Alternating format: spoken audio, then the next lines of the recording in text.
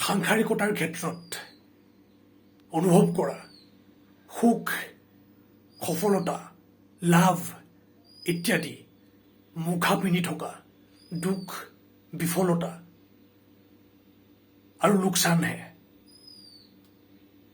সুখবোৰেই দুখ, সফলতাবোৰেই বিফলতা, লাভবোৰেই লোকচান সাংসাৰিকতাৰ ক্ষেত্ৰত, শাৰীৰিক মনোবৈজ্ঞানিক ক্ষেত্ৰত। কাৰণ একোৱেই নিত্য নহয়, একোৱেই স্থায়ী নহয়, সকলোৱে পৰিৱৰ্তনশীল।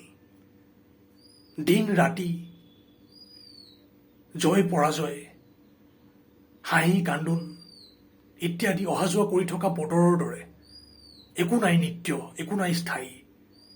আটাইবোৰ সত্য যেন লগা সপোনহে।